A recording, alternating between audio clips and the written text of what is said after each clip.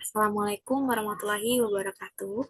Pada kesempatan kali ini, saya akan menjawab 3 pertanyaan terkait ketentuan ketenagakerjaan di Indonesia yang mengacu pada Undang-Undang Nomor 13 Tahun 2003 tentang ketenagakerjaan yang telah diubah menjadi Undang-Undang Nomor 6 Tahun 2023 tentang Cipta Kerja serta Peraturan Pemerintah Nomor 35 Tahun 2021.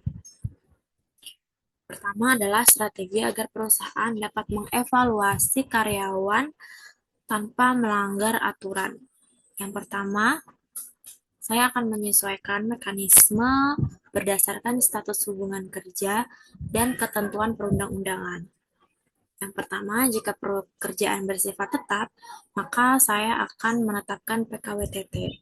Karena dalam PKWTT, perusahaan diperbolehkan menetapkan masa probation paling lama 3 bulan. Hal ini diatur dalam Undang-Undang Nomor 60 Ketenagakerjaan. Selama masa probation ini, karyawan tetap mendapatkan upah penuh dan seluruh hak normatif lainnya. Dengan mekanisme ini, perusahaan dapat mengevaluasi kinerja, kedisiplinan, sikap kerja, dan kemampuan adaptasi sebelum mengangkat karyawan menjadi karyawan tetap secara sepenuhnya. Kemudian menetapkan KPI dan evaluasi berkala. Penetapan KPI ini ada beberapa indikator seperti ketepatan waktu, produktivitas, kualitas pekerjaan, tingkat kesalahan, dan perilaku kerja. Kemudian perbedaan pekerjaan paruh waktu, harian, dan full time. Yang pertama, pekerjaan paruh waktu adalah pekerjaan yang bekerja dengan jam kerja lebih sedikit daripada jam kerja normal perusahaan. Karakteristiknya ada jam kerja yang lebih pendek, bisa beberapa jam per hari atau beberapa hari per minggu, kemudian upahnya bersifat proporsional.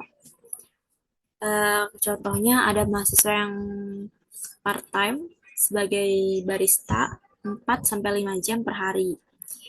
Haknya adalah hak upah sesuai kesepakatan antara perusahaan dan karyawan, kemudian perlindungan kerja yang sama, dan hak-hak lainnya, seperti hak transportasi dan tunjangan makan. Kemudian pekerjaan harian lepas. Pekerjaan harian lepas adalah pekerjaan yang dibayar berdasarkan jumlah hari kehadiran dan digunakan untuk pekerjaan tertentu yang sifatnya tidak tetap. Hal ini tercantum dalam Dasar Hukum Peraturan Pemerintah Nomor 35 Tahun 2021. Karakteristiknya yang pertama adalah upahnya dibayar per hari, kehadiran tidak selalu tepat, cocok untuk kebutuhan yang fluktuatif. Contohnya, tenaga bongkar muat yang dipanggil saat ada kebutuhan. Haknya yaitu upah harian dan hak normatif lainnya. Selanjutnya ada pekerjaan full-time. Pekerjaan full-time, pekerjaan yang bekerja dengan jam normal perusahaan sesuai peraturan, yaitu ada dari jam 7 jam per hari dengan 40 jam per minggu untuk 6 hari atau 8 jam per hari dan 40 jam per minggu untuk 5 hari kerja. Contohnya karyawan kantor yang bekerja dari jam 8 hingga jam 5 sore.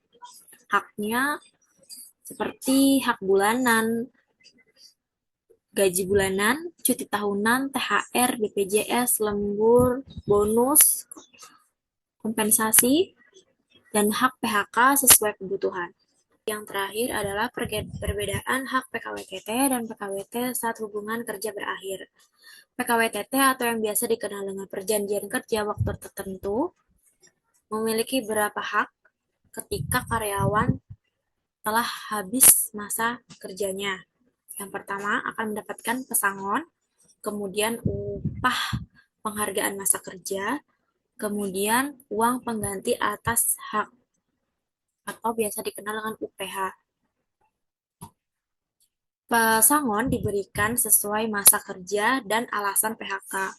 Kemudian untuk UPMK sendiri diberikan jika masa kerja minimal 3 tahun. Kemudian UPH meliputi hak seperti sisa cuti yang belum diambil dan hak lainnya sesuai kebijakan perusahaan. Kemudian untuk PKWT sendiri atau yang biasa kita kenal dengan perjanjian kerja waktu tertentu adalah hubungan kerja berdasarkan jangka waktu tertentu. Hak saat hubungan kerja berakhir, PKWTT sendiri tidak menerima pesangon dan UMK seperti PKWTT, tetapi berhak atas hak kompensasi PKWT, kemudian hak normatif yang belum dibayarkan jika ada. Demikian penjelasan saya mengenai mekanisme kontrak kerja, perbedaan PKWTT dan PKWT, pekerjaan harian, full time, dan part time. Terima kasih.